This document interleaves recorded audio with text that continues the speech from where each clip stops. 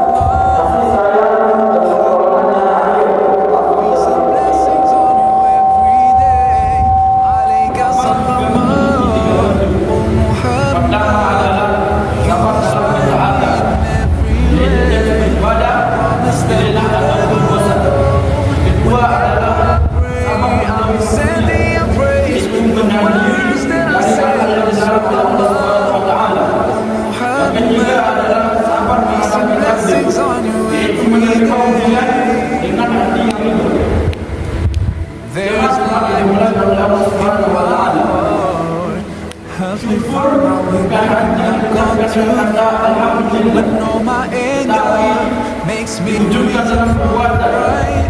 You are mine. Now we'll always follow. Allah Subhanahu wa Ta'ala berfirman, "A'udzu billahi minasyaitonir rajim.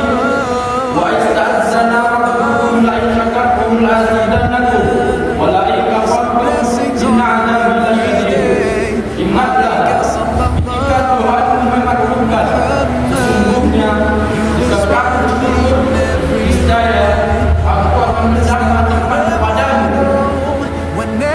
Tapi jika kamu mengingkari nikmatku, sesungguhnya azabku benar-benar sangat keras. Jadi syukur adalah penghapus nikmat, sedangkan keluh kesah adalah penghapus nikmat. Imam Hasan al-Basri pernah berkata, orang mukmin itu seperti memiliki dua sayap. Yang pertama adalah satu sayap sabar, dan yang kedua adalah satu sayap syukur. Bila salah satunya patah, dia tidak akan bisa terbang menuju Allah Subhanahu wa Ta'ala.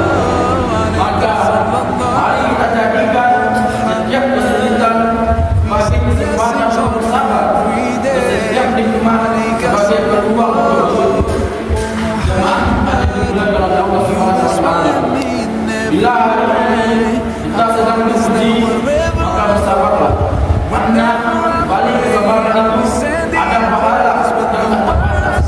Jika kita diberi nikmat, syukurlah, karena syukur membuat nikmat bernambah di hati kita. Dan juga ketika kita ditimpa musibah ataupun bencana, maka bersabarlah, karena di balik itu semua Allah Subhanahu wa Ta'ala memberikan kita sebuah nikmat. Mungkin nikmatnya tidak akan datang pada hari ini, tetapi nikmat itu pasti akan datang. Aku lihat ada astagfirullah wa lakum astagfirullah Oh Muhammad, peace and blessings on you every day. Alayka sallallahu. Oh Muhammad, you inspire me in every way. I promise that wherever I go, whenever I pray, I'll be sending you praise with the words that I say. Rasulullah, peace and blessings on you every day. There's light in my heart.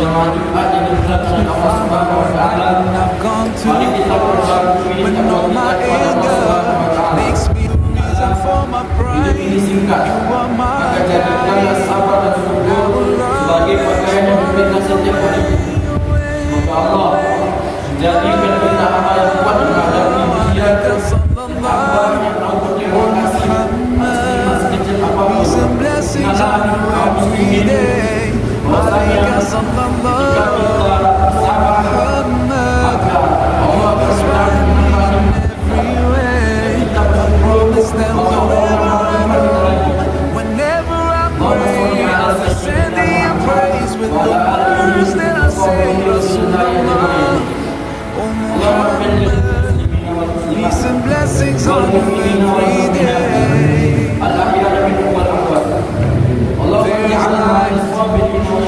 Tabdil qulubana ala